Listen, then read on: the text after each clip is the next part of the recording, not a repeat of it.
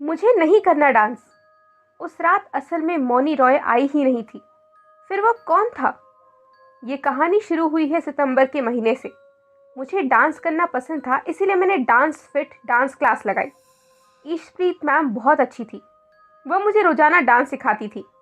तेजस sir भी बहुत अच्छे थे। मैं उनके साथ खूब मस्ती करती थी। लेकिन कुछ दिनों के बाद मेरे साथ कुछ अजीब सा घटित होने लगा। एक दिन सर नहीं आए थे, इसीलिए सब बच्चे मस्ती कर रहे थे। मस्ती करते करते अचानक से मेरा ध्यान उस प्लॉट पर आकर टिक गया। ऐसा लगा कि कोई मुझे पुकार रहा है। डांस क्लास के जस्ट पीछे एक प्लॉट था जो खाली था। उसमें कोई नहीं रहता था।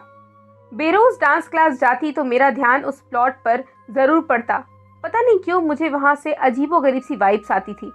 मुझे लगता था कि कोई वहां से मुझे बुला रहा है, कोई मुझ पर नजर रखता है। अगले दिन डांस क्लास के सारे बच्चे घूमने जाने वाले थे, लेकिन मैं नहीं गई क्योंकि मुझे मेरे पेरेंट्स से मना कर दिया था। मैं उदास थी, इसीलिए सर मुझे अपने पास बुलाकर कहते, आशिका तुम यहाँ डांस करने आ जाना ताकि तुम्हें अच्छा लगे। मैं थोड़ा खुश हो गई। मैंने कहा अच्छा है, मैं घर पर अकेले बोर नहीं होंगी। लेकिन मुझे क्या पता था कि कल तो मेरी मौत मेरे पास आने वाली थी। अगले दिन मैं डांस क्लास आई रोजाना जैसे। मैं डांस कर रही थी कि अचानक से पूरी डांस क्लास की लाइट चली गई। मैं डर गई, लेकिन सोचा कि हवा तेज होने की वजह से लाइट काट दी होगी। मैं धीरे धीरे कदमों से विंडो के पास पहुंची। वह विंडो कांच की थी, इसीलिए बाहर का सब कुछ उसमें दिखाई देता था। मेरी नजर बाहर पड़ी तो देखा आसपास की सारी बिल्डिंगें गायब थी। ऐसा कैसे हो सकता है? डर के मारे मेरे कदम विंडो से पीछे हो गए। अचानक से लाइट आ गई। वैसे ही सब बाहर की बिल्डिंग मुझे दिखने लगी। थोड़ा अजीब लगा मुझे। बार बार लाइट डिम होने लगी और फिर अचानक से लाइट चली गई। वैसे ही कुछ खाली प्लॉट में उजाला दिखने लगा और उसके बाद जो हुआ, मेरी रूह कांप गई। खाली प्लॉट के कांच पर खून के भीगे हाथ दिखाई दिए। डर के मारे मैं जोर से चीख दी। मेरे रोंगटे खड़े हो गए। मैं कोने में चिपक कर बैठी और जोर जोर से रोने लगी। मेरा फोन चार्जिंग पर लगा था। मैं उसे निकालने जा ही रही थी कि वैसे ही मुझे एक औरत दिखी। उसकी आंखें सफेद दिख रही थी और कपड़े भी सफेद थे। मेरी फिर से जोर से चीख निकल गई। मेरे साथ क्या हो रहा था मुझे कुछ समझ नहीं आ रहा था।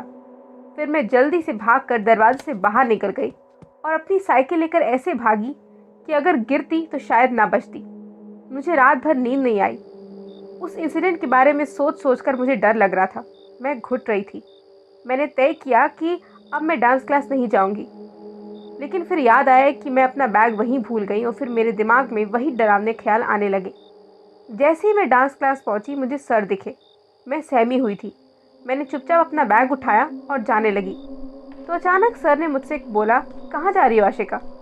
मेरे होठों से एक शब्द नहीं निकल रहा था। जैसे तैसे मैंने सिर्फ उन्हें इतना बताया कि सर, कल मुझे डांस क्लास में अकेले रहना अच्छा नहीं लगा।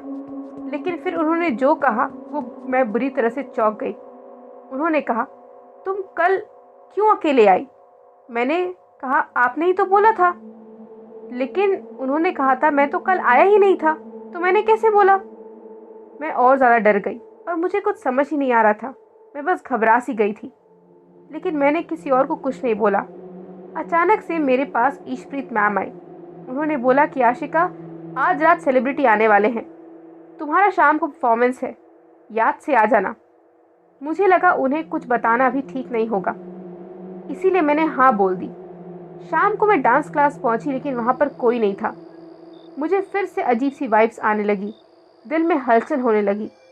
अचानक डांस क्लास में रखे उस फोन पर फोन आया जो पिछले 2 महीनों से बंद है। जब मैंने फोन उठाया तो वो फोन मोनी रॉय का था। मोनी रॉय बोलती है कि आशिका, मैं पास ही एक प्लॉट के पीछे खड़ी हूँ, तुम मुझे लेने आ जाओगी?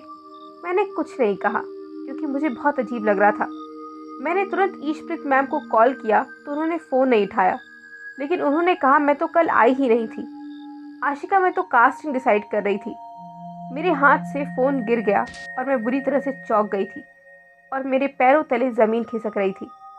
मुझे उसका गहरा सदमा लगा था। उस हादसे के बाद मैं पागल हो गई थी और आज मैं साइकाइट्रिस्ट से ट्रीटमेंट ले रही हूँ।